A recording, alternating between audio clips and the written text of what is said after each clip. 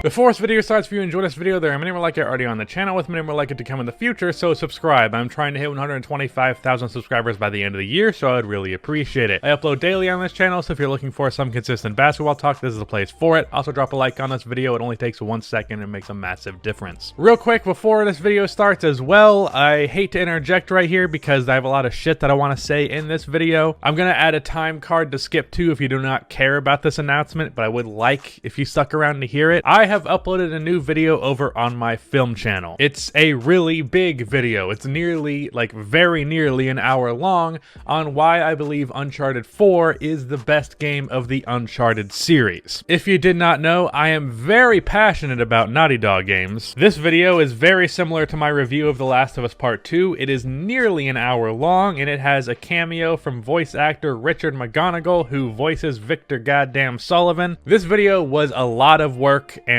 I'm very proud of it, so if you could go give it a watch, it would be very much appreciated. But with that out of the way, today we got a hell of a topic. This is a video that I never anticipated making because I never really believed that this was a conversation, but based on what I saw on Twitter the other day, apparently it is. Yesterday there was a question posed on Twitter of who would you take between prime Demarcus Cousins or current day Joel Embiid, and I expressed the opinion that it was Embiid and it wasn't really a question. Saying that, by the way, as someone who is pretty low on Embiid in comparison to general NBA fans. I have him as the 13th best player in the league. So standing up as the guy in defense of Joel Embiid is not typically a role that I take. But much to my surprise, so many people disagreed with me, and vehemently disagreed with me. They were also disagreeing with B-Souls and Legend of Winning, and then obviously the other people expressing this opinion, but they're not NBA YouTubers, so their opinion is invalid to me. That was a joke. Kind of. But this got to the point where it seemed to me like the consensus opinion was that Demarcus Cousins was a better player than Joel Embiid is. And as I said earlier, to me, this isn't a question that it's Joel Embiid. Like, not at all. Like, I don't know what it is about this, but it actually is driving me insane that the opinion of Embiid being better than prime Boogie is the unpopular one. Actually, I do know why I'm going crazy. I have a compulsive need to be right, and that's part of the reason I have a career, but it's also why I lose my mind at shit like this. But today, just so I don't lose my mind any more than I already have, I am going to be talking about why Joel Embiid is undoubtedly better than prime Demarcus Cousins.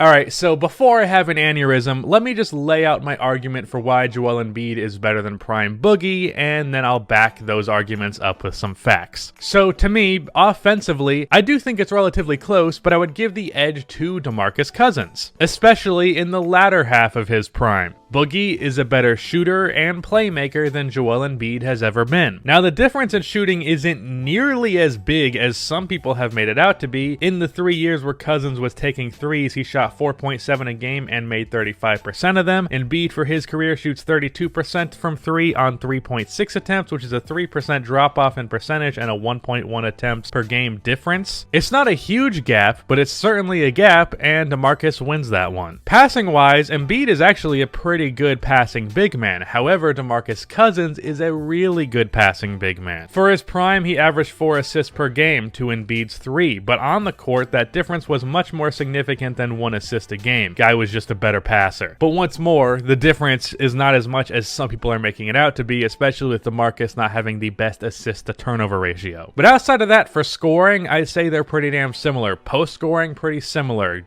How they are in the mid-range, pretty similar. How they are as the roll man, pretty similar. I'd actually say they're very similar offensively. But overall, on offense, Boogie has the edge. Not a huge edge, but an edge. But as I'm sure you can tell, we got to bring this conversation over to the defensive end of the court. Joel Embiid is one of the best defensive players in the league. He is one of the best rim protectors, probably the best post defender, and while he isn't the fastest guy in the world on the perimeter, he is pretty solid there despite his physical limitations. In contrast, DeMarcus Cousins was one of the worst defensive starting centers in the league for his entire career. And bear in mind, we are talking about two centers here. Center being the most important defensive position in basketball. Not as much in 2020, but still very important and still the most important. And Cousins was really bad on that end. Now, he wasn't consistently the worst. Sometimes he felt like being passable, but also, sometimes he was worse than Enes Kanter. He was pretty good defending the post, but his defensive instincts were not there. The only thing he was more lacking in defensively than good instincts was effort, and effort really is most of defense. And in general, he was just a negative on that end of the court. Sometimes you can be big and have pretty good instincts, and then your lack of effort is somewhat made up for, but Embiid, while he was big, did not have the instincts, and he was slow, and he didn't try. And at center, more so than any other position, a really good defensive big man stands out with team rankings. Look at the top defenses in the league, and they likely have a good defensive center. The Kings every year in his prime were 27th in defensive rating, 22nd and 25th. And in his 2 years, or 2 seasons, because it was basically just 1 year in New Orleans, when he was initially traded to the Pelicans in that first year, he only played 17 games for them, and when that happened, the Pelicans were the 9th best defense in the league. Come next season, and Boogie plays 48 games for them,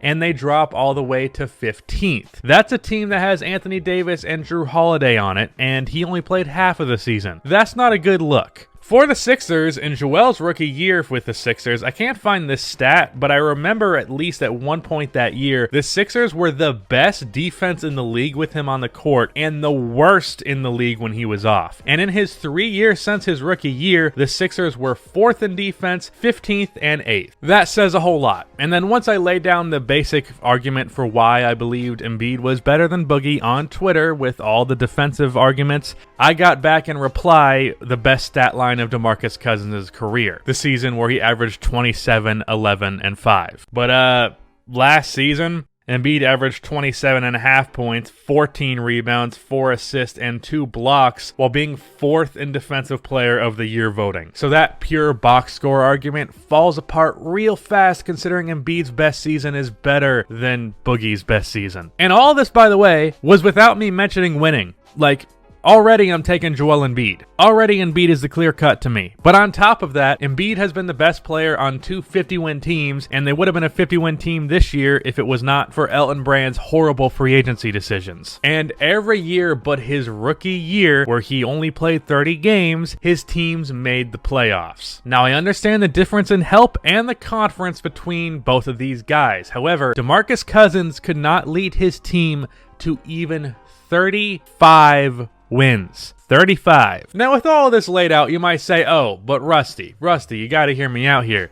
What about health? Joel Embiid is hurt all the time. He's constantly out of shape. Well, you are right. Embiid's health and his shape and his general physical condition has been a huge problem for him for his entire career. However, it was a huge problem for DeMarcus Cousins too. I don't know where people got this idea, but DeMarcus Cousins tearing his Achilles was not the first injury of his career. It was obviously the worst, but not the first by any means. Obviously, it was the big one, but I consider his prime to be from the 2014-15 season to every game up until that Achilles tear. And in those years, he played over 70 games once. 2014-15, he played 59 games. 15-16, he played 65. 16-17 was the season he played 72. He played 55 total games the season that he was traded to the Pelicans, and then 48 the year of the Achilles tear. That's an average games played per season in his prime of 61 games a season, which is 21 less than the regular season 82. For Embiid, this gets a little bit more complicated just because the Sixers played 9 less games than the normal regular season time because of the season being shut down. But based on how many games he played this year, which was 70% of the available games, he would have played 57 games if this was a full 82-game season, which means he would average 54 games played per season, which means the difference between these two in their durability is 7 games per season for DeMarcus Cousins. We aren't comparing some extremely durable player to Joel Embiid. We're comparing a really injury-prone We're comparing a really injury-prone player to a really injury-prone player. Both of their careers have been plagued by injury, and sure, Joel Embiid has had it worse, but by no means is Demarcus Cousins some pinnacle of health on the basketball court. Not even close. And yeah, he does have that edge with 7 more games a season. 7 games is a decent enough margin. However, it's not a big enough margin that you take him over the guy who is only slightly worse offensively while being a borderline defensive player of the year candidate. And both of these guys have pretty much constantly not been in NBA shape for their entire careers, so no one really gets an edge there. Both of them have that issue. So who are you taking? The really good offensive player who is terrible at defense and is injury prone, or the guy who is slightly worse on offense, a billion times better on defense, and is also injury prone? I'm going with B every fucking time. How this is the unpopular opinion, or at the very least a hot take,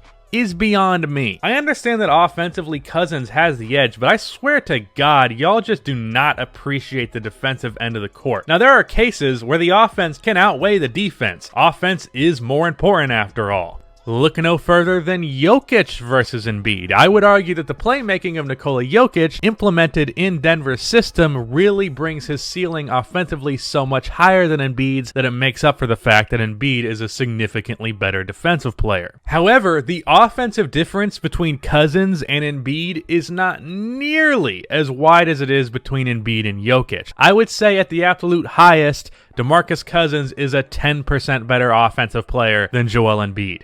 That's not that big of a difference, especially in comparison to the fact that Embiid is 100 times the defender that Demarcus Cousins is. And then some, honestly. That was being generous. And you know what? What's actually funny is that Demarcus Cousins has a player very similar to him currently playing in the NBA, but for some reason, y'all have this lens of nostalgia with him that doesn't exist with this guy, who is currently one of the most hated players in the league. And that is Karl Anthony Towns. In both of their best 4-year stretches, Cat averages 2 less points, but it's on 8% better true shooting. They average the same rebounds, and Cousins averages 1 more assist. Both don't play defense, and both haven't led a team to a playoff spot. I don't know where y'all got it in your head that Demarcus Cousins was like a top 5 superstar player in the NBA, but he just absolutely was not. He was barely top 10, and that was just because of a lack of talent in the league at the time. Boogie was only the best center in the NBA for years because the NBA had a massive drought in talent at that position for years. DeAndre Jordan made an All-NBA first team in this time period, for fuck's sakes. That is why Joel Embiid is undoubtedly